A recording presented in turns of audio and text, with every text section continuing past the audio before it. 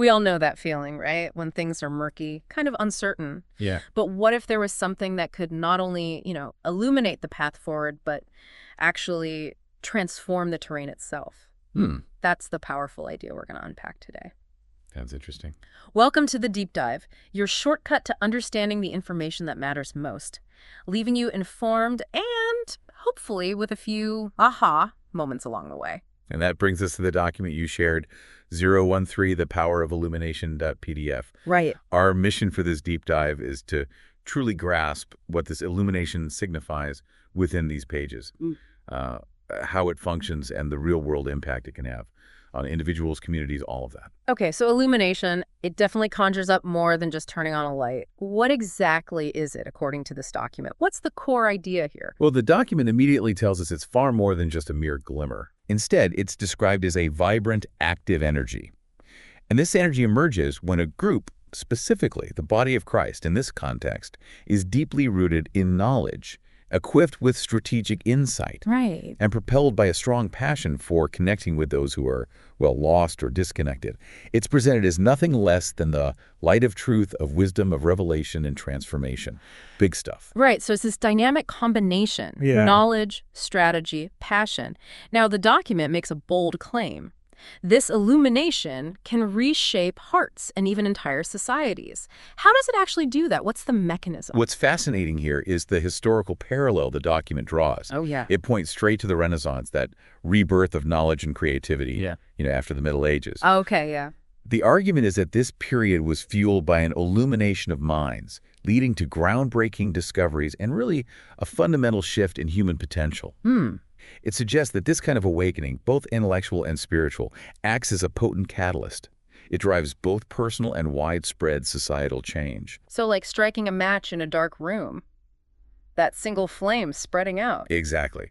That's a good way to put it. The single flame can eventually illuminate the entire space. That Renaissance comparison is interesting. It makes you think about other periods, too, where new ideas really changed things. For sure. So if it's not just about possessing information, what's the key difference between simply being knowledgeable and being truly illuminated, as the document describes it? What's that extra ingredient? That's a really insightful question. The document emphasizes the concept of revelation. Revelation. Yeah, it's about going beyond just like a surface-level understanding. It's about seeing beyond the obvious to grasp deeper truths that remain hidden. Okay. The text says that when someone is truly illuminated, it's not just an intellectual thing. They awaken. Their perspective broadens. Their sense of direction gets clearer, and their inner drive, their purpose, it just ignites. It's like suddenly understanding the missing piece of a puzzle. Everything else clicks into place. Precisely. That's a great analogy. Yeah. Everything else starts to make sense. The document also draws a strong line between this idea of illumination and faith, specifically mentioning divine wisdom. Where does the text make those connections? Absolutely. It directly references several, pretty well-known scripture verses as powerful metaphors for this. Okay, like what? There's Psalm 119.105. Your word is a lamp to my feet and a light to my path. Classic. Then John 1.5. The light shines in the darkness, and the darkness has not overcome it. Right. And Matthew 5.1. You are the light of the world. A city on a hill cannot be hidden. Okay, so these verses use light symbolically. What do they tell us about this concept of illumination as it's presented here? What are the key implications? Well, if we connect this to the bigger picture, notice how practical these metaphors are. A lamp for your feet, a light for your path. Right, very immediate. Exactly. That's about step-by-step guidance, not just some distant beacon. It suggests illumination gives clarity for our daily actions. The verse in John highlights the resilience of light against darkness, implying, that truth and wisdom have this inherent power. They can't be snuffed out easily. Right. And the passage from Matthew emphasizes that this light isn't meant to be hidden away. It has a purpose to be seen, to guide others. So it's not just for oneself. Definitely not. The document stresses that this isn't a passive state. It calls for action, demanding movement, growth, and a willingness to share that light, bring others into it. That idea of sharing leads right into another point the document makes, that illumination isn't solitary, it's a mission. Yes, exactly. What responsibilities does the text lay out for those who are illuminated? It outlined three core responsibilities. The first one is personal growth. Okay, internal first. Absolutely fundamental. It says, and this is a direct quote, "One cannot lead others out of darkness while remaining in the shadows themselves." Makes sense. So it's a continuous process. Self-reflection, commitment to learning, pursuing truth relentlessly. You can't pour from an empty cup, right? Exactly. So that internal work comes first. What's the second responsibility? The second is guiding others. Okay. Here, the document uses this striking image of a single spark potentially igniting a vast forest. Wow. It suggests that a single illuminated mind or soul can spark revival, renewal, and healing in others. The idea is that this light just has this inherent tendency to spread, to influence those around us. Okay, so personal growth, guiding others, and the third key responsibility, The final one is impacting society. taking it broader. Yeah. The document argues that the greatest revolutions begin with an idea, a truth, a realization that spreads like wildfire. Yeah. It emphasizes that individuals who possess faith, vision, wisdom, they have the potential to illuminate not just their immediate circles, but entire communities, even future generations. Like historical figures who champion social change, their ideas spreading out. Precisely. Once illuminated, those ideas spread and transform society. So it's a very outward-focused concept with these responsibilities. Now, the document also touches on how those who are illuminated can stay on this path, how they can keep walking in the light. What does it suggest there? It points to a few key necessities for sustaining this. First, it highlights the need to seek continual growth. Never stop learning. Right. Avoid becoming satisfied with past knowledge. Constantly strive for deeper understanding. Second, it stresses staying connected to the source. The source of the light. Exactly. Whether that's faith, ongoing learning, a supportive community, this light needs fuel to stay bright. Okay. And finally, it emphasizes having the courage to shine. Even when faced with opposition or when the environment might prefer darkness, it's about actively choosing to remain in the light. Okay, so it's an active, ongoing commitment. Makes sense. Now let's delve into the origins of this illumination as the document discusses it. It talks about the genesis of illumination. Where does it say this comes from? According to the text, at its heart, illumination springs from this deep, multifaceted tradition that blends spiritual wisdom with intellectual rigor. Okay, blending those two. Yeah. And it identifies three key interconnected components. The first is knowledge, What? described as the convergence of the sacred and the scholarly. It allows us to grasp both divine truths and the complexities of our, ever-evolving world. It's not an either. It's a both hand, recognizing the value of both faith and reason. Exactly. What's the second root of this illumination? The second is strategic insight. Strategic insight. This involves a mindful awareness that every action must be both intentional and informed. Ah, thinking it through. Yeah. The document describes this as the intersection of theology, ethics, and practical wisdom. A thoughtful, purposeful approach, making sure our efforts are well-directed and actually effective. So it's not just what to do, but how to do it effectively. Precisely. How to do it in a way that truly makes a difference. And the third essential element in this genesis? The final root is passion for the lost, Passion. described as an empathetic drive that refuses to accept the status quo. A deep desire to reach those overshadowed by despair, It's this profound care and concern for others that really fuels the whole thing. Without that passion, the knowledge and strategy might just sit there inert. This combination, knowledge, strategy, passion, it really reframes the traditional idea of mission, doesn't it? It really does. The document touches on this, saying it moves from passive to active participation. How does illumination bring about that shift? What's really insightful here is how it redefines evangelism and mission. It suggests that historically these might have sometimes been viewed as just a set of prescribed activities, like a checklist. Yeah, do A, B, and C. Right. Yeah. But illumination shifts the focus from merely what we do to fundamentally what we become. Oh, okay. It describes it as an internal and external transformation, a metamorphosis, really. It changes the believer's role from someone who maybe passively receives grace to an active conduit of positive change in the world. Becoming a participant rather than just a spectator. Exactly. That's a great way to put it. That's powerful. The document then uses this really compelling metaphor, turning darkness into dawn. What's the alchemy it describes in this transformation? How does that work? It outlines three key aspects of this alchemy. First, It highlights the catalyst of change. Catalyst. Yeah, stating that when a community is enriched with both divine insight and practical knowledge, it becomes this force that doesn't just resist negativity. Right. It actively transforms the very nature of darkness, converting it into a vibrant call for renewal. It's about taking something negative and flipping it into a positive force. So not just fighting the bad, but actively creating something good in its place. Exactly. What's the second part of this alchemy? The second is the interplay of spirit and mind. That balance again. Yes. True illumination, according to the text, requires a harmonious interplay between spiritual fervor and intellectual clarity. Okay. It demands that individuals cultivate both, deep spiritual reflection and a sharp, informed understanding of the challenges facing the world, bringing heart and head together. It's that crucial balance, inner conviction, outer understanding, and the final piece in turning darkness into dawn. The final aspect is that it's dynamic and relentless. Not a one-off event. No, definitely not. Yeah. It's an ever-evolving journey where each step forward brings greater clarity, greater purpose.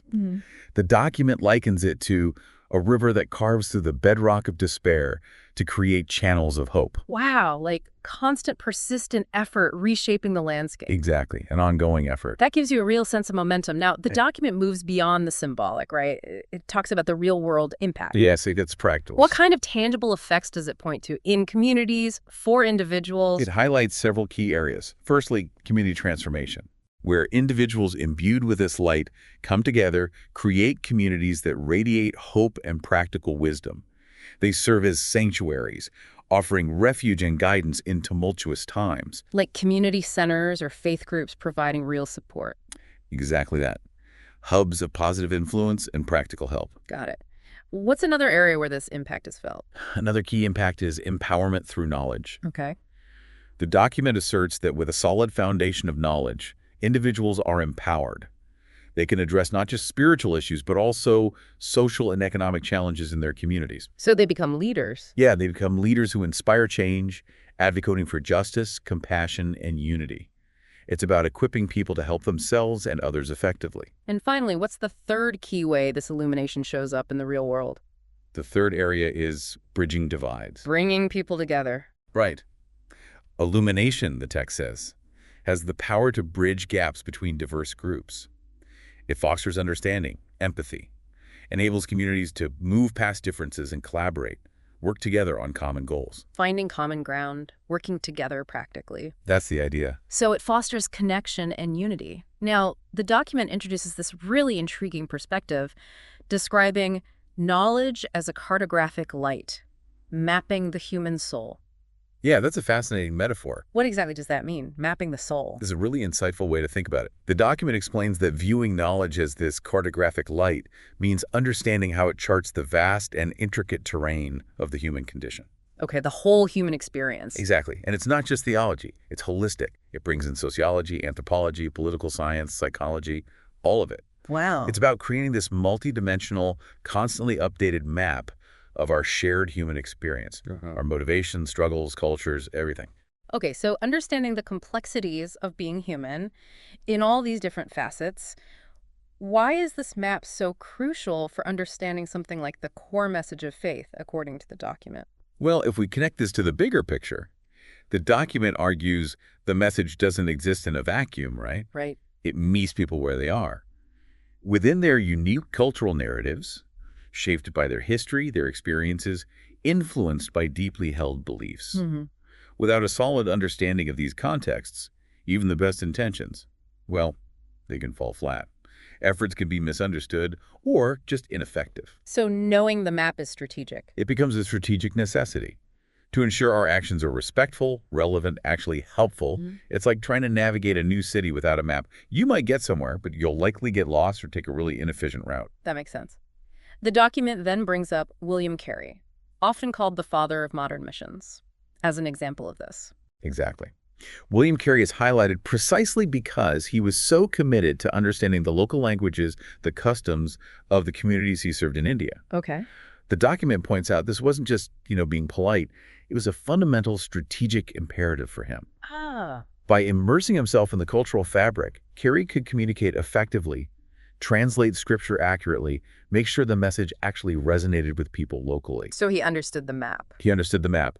His approach underscores that understanding is essential for genuine connection and positive transformation. It wasn't about imposing an outside view, but understanding from within. That historical example really brings the cartographic light idea to life. Yeah. Now, bringing this into our modern world, Mm-hmm. Saturated with information, misinformation, how does this idea of knowledge as a map help us navigate today? What's really significant here, the document argues, is that in today's complex info landscape, this cartographic light is even more vital. Right, because it's so noisy out there. Exactly. Just like a detailed map helps navigate treacherous terrain, informed insight guides us through the complexities of modern societal challenges. It empowers individuals to engage with different communities sensitively, effectively. Mm-hmm. And in an age where misinformation spreads so easily and creates division, a well-charted understanding of reality acts like a compass. It helps us discern truth from falsehood, build bridges of understanding instead of walls of ignorance. It's about having that informed perspective to cut through the noise. Let's move on to another key concept, strategic insight, the architecture of impact. What's the core idea behind this? The document defines strategic insight as the ability to connect seemingly disparate elements, dots, into a coherent plan that leads to meaningful change. Okay, so planning for impact. Yeah, it's a shift from just reacting to problems as they pop up to proactively developing well-thought-out strategies. It involves not just seeing challenges, but understanding the underlying systems, the root causes contributing to them. Right. That allows for more effective, more sustainable solutions. It's about being intentional, thoughtful in our approach. The text also mentions systems thinking here. What does that entail? It explains that communities are like complex ecosystems, right? Different parts, individual beliefs, social structures, economic factors, they're all interconnected. Okay. Systems thinking gives us a framework to understand these intricate relationships. It involves looking beyond just the immediate symptoms. Deeper dive. Exactly. Analyze root causes, adopt a holistic perspective for long-term transformation. Instead of just putting a Band-Aid on a problem, it's about understanding the whole system to create lasting change. Like fixing a car, you don't just fix the flat, you figure out why it went flat. That's a perfect analogy. Address the underlying issues, not just the symptom. So it's a more comprehensive long-term view. How does this strategic planning and systems thinking connect with the more spiritual aspects we talked about? How does strategy and spirit work together here? The document argues that strategic insight is at its most powerful when it's infused with spirit-led purpose. Ah, okay. This ensures our plans aren't just logical and well-structured, but also guided by compassion, ethical considerations, a genuine desire to serve. It allows for a more nuanced, tailored approach, recognizing unique needs, different contexts. It's about having both the wisdom and the heart guiding our actions. So having the smarts and the soul in our approach. Now, another crucial element the document brings up is the passionate heart, the engine of perseverance. Yeah. Why is this emotional component so vital? Well, the document explains that knowledge and strategic planning, they're essential tools, right? But they lack the driving force without a passionate heart, filled with genuine empathy, compassion. The why. Exactly. This passion isn't just a fleeting feeling, it's the unwavering engine that fuels perseverance through setbacks, challenges, discouragement. It's rooted in a deep understanding of the inherent value, the dignity of every human being, fostering both deep empathy for their struggles and an active compassion that compels us to act. It's what keeps us going when things get tough. How does this passionate heart then interact with the strategic planning? How do passion and strategy work together practically? If we connect this, the document says passion fuels perseverance, especially when we hit obstacles, resistance. Right. It motivates us to act with integrity, with empathy, ensures our strategic plans are implemented in a way that truly benefits those we aim to serve. It bridges that gap between theory and real-world action. Okay. It inspires us to keep going, builds resilience in communities, and ultimately empowers them to create meaningful, lasting change from within. It's the why driving the how. So it's the emotional fuel powering the strategic engine, keeping it directed toward meaningful impact. Okay. Now, let's talk about how these ideas actually move from theory into practice. The document discusses manifesting the light, from theory to tangible transformation. What are some key ways this illumination becomes reality? It describes it as an interconnected mosaic of various initiatives, each reinforcing and supporting the others. Okay, a mosaic. Like what? It highlights church planting, creating vibrant faith communities as spiritual homes, sources of hope. Mm-hmm. It also emphasizes worker training as absolutely crucial, equipping individuals with skills and knowledge to be effective agents of change. Right. Reaching unreached people groups is another vital aspect, venturing into new communities with sensitivity, respect, Okay. and finally, societal transformation, focusing on influencing broader social structures, systems to promote justice and compassion. And the document really stresses these aren't isolated silos, right? They're interconnected. Precisely. It emphasizes their symbiotic relationship. Strong faith communities provide a foundation. Right. Well-trained individuals become effective leaders. Reaching new groups expands influence. Uh. And broader societal transformation creates a more just environment for everyone. They work together holistically. Let's explore some of these. The document talks about church planting as ecosystem creation. What does that unique perspective entail? It describes church planting as far more than just, putting up buildings or holding services. Okay. It's about cultivating living ecosystems of faith, hope, and love, deeply rooted in and reflective of their local context. Living ecosystems. Yeah, not static institutions, but dynamic, interconnected communities, integrating spiritual growth with meaningful social engagement, fostering sustainable growth, driven by local leadership to ensure cultural relevance and long-term impact. The Right. document even points to house churches in China as a model, community-driven, resilient, culturally adaptive. It's about creating something organic, sustainable. That's a great way to think about it, nurturing a living system. What about training? The document has a section on training and mobilization, equipping artisans of hope. What's the focus there? It emphasizes that this training goes way beyond just basic theology. Okay, more practical skills. Definitely. Equipping individuals with a diverse range of practical skills, conflict resolution, community development, trauma healing, effective cross-cultural communication. Wow, comprehensive. Very. And it also places strong emphasis on fostering humility, a commitment to lifelong learning, ability to work collaboratively. Mm-hmm. The ultimate goal is empowering everyday people to become extraordinary agents of change within their own communities through discipleship, partnership, mutual support, equipping problem solvers. So providing a whole toolkit, spiritual and practical, for making a real difference. Another key area, penetrating unreached groups. What are the essential principles for effectively connecting with communities who haven't heard the message? The document stresses the critical importance of deep listening over presumption Listening first. and adaptation over imposition. Mm. It requires significant humility, patience, a long-term commitment to build genuine relationships. Right. It starts with active engagement, immersing oneself in the local culture, showing genuine respect for existing beliefs, practices, shedding preconceived notions. Cultural humility. Exactly. The approach needs to be highly adaptive, tailoring the message so it resonates with the language of the heart of that specific community, ensuring cultural relevance, allowing for gradual, incremental understanding and change. So meeting people where they are, not where we expect them to be. Absolutely. It's fundamental. Sounds like building trust and understanding comes first. Now let's consider the broader impact. Societal transformation. A long-term investment in justice and shalom. What's the overarching vision here? It defines societal transformation as this long-term, sustained commitment to embodying core values like justice, peace, reconciliation, what's often called shalom. Okay, shalom, wholeness, peace. Right. It's a vision extending beyond just political solutions. It aims to fundamentally reshape institutions' cultural norms through the lens of these core principles. It has deep historical roots, incredibly relevant today. It requires systemic change, education, healthcare, governance, economy, plus a fundamental renewal of cultural values, embedding these principles deeply. So striving for a society that truly reflects these ethical values at every level. The document also explores the ripple effect. Beyond individual impact.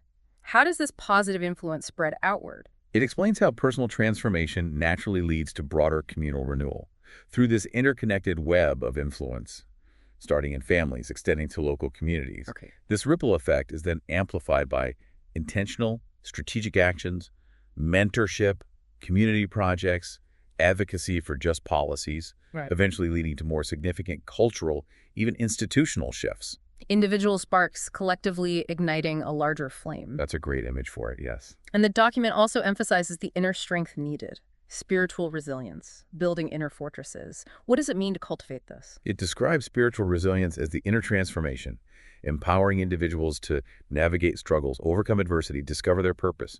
It's built on a solid foundation. Truth, unwavering hope, community support. It uses that powerful metaphor of an inner fortress. Walls of faith, foundations of forgiveness, ramparts fortified by community. Resilience in action means not just weathering storms, but becoming a source of strength and hope for others too. Developing that deep inner fortitude to persevere and be a source of stability. Another key concept, community empowerment, from dependence to self-sufficiency. Core principles here. It explains community empowerment as facilitating that transition, from reliance on external aid to self-reliance. Okay. Through increased access to essential resources, relevant knowledge, breaking cycles of dependence via holistic development, fostering community ownership over solutions, creating interconnected support systems, education, healthcare, local economies. And faith communities play a role. Seen as vital catalysts for engagement, fostering mutual support networks, advocating for social justice from within, equipping communities to take charge of their own futures. Providing tools and support for communities to thrive independently, and then the ambitious goal of cultural reformation, shifting the narrative. What does this involve societally? It describes cultural reformation as the long-term process of reshaping society, actively challenging injustices, promoting equality, celebrating human dignity. Wow. It emphasizes the power of narrative, the stories we tell ourselves about who we are as a society, as a key lever for change. Changing the story. Exactly. It's often gradual, starting with grassroots movements that gain momentum, lead to collective transformation. It echoes historical justice movements, aims to break down barriers, foster inclusive storytelling, empower open dialogue, cultivate a culture of empathy, inclusivity, guided by ethical leadership. Changing the fundamental stories and values, shaping society. Wow. Okay, as we start to wrap up our deep dive, the document offers some very practical steps. Bridging the gap. Actionable steps for a brighter future. Key takeaways for us. It outlines several important actionable steps. Cultivate. Lifelong learning understanding is always evolving. Right. Build strategic alliances, work with others to amplify impact. Collaboration. Embrace adaptive leadership, be flexible, responsive. Right. Invest in holistic discipleship, nurture the whole person. And finally, practice radical empathy. Truly understand and connect with others' experiences. Those sound like very concrete, practical ways to put these big ideas into motion. Finally, the document brings illumination right into the present moment. Illumination, a present reality, not a distant dream. Yeah. What's the core message it leaves us with here? It powerfully emphasizes illumination isn't just some future hope. It's a current reality calling for immediate action right now. Built on truth as a catalyst, love and redemption as transformative forces, and a commitment to active engagement, not apathy.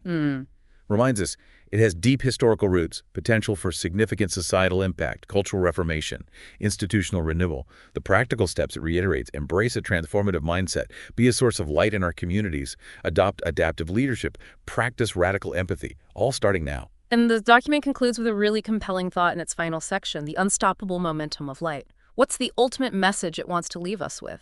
It describes illumination as this unstoppable force, merging divine insight with strategic ingenuity for informed outreach, fueled by unwavering passion, practical strategy. Okay. It reiterates the foundations, intersection of spirit and mind, calling us to informed action through continuous learning, data-driven strategies. This engine of transformation empowers individuals for collective impact, ongoing societal renewal, through cultural institutional transformation, driven by truth, love, redemption, manifested in our strategic alliances, adaptive leadership, commitment to holistic growth in ourselves and others. It's an ongoing, powerful force. Wow. Thank you so much for illuminating this really comprehensive document for us. It's been incredibly insightful to see how illumination isn't just one thing, but this dynamic, interconnected system knowledge, strategy, passion with potential for such profound personal and societal impact. It's been a truly engaging exploration. The document presents a powerful, multifaceted vision, and I appreciate the opportunity to dig into it with you. And for you, our listener, we hope this deep dive has provided a thorough yet digestible understanding of these powerful concepts straight from your source material. Yeah. We want to leave you with that final resonant question from the document. Will you be the light? We encourage you to really reflect on the practical ways you can embody these principles in your own life, your own community. Consider which aspects of our discussion, or maybe the reflective questions in the document itself, resonated most deeply? Good exercise. This deep dive is a starting point, a foundation, and we invite you to consider those actionable steps outlined for creating that brighter future.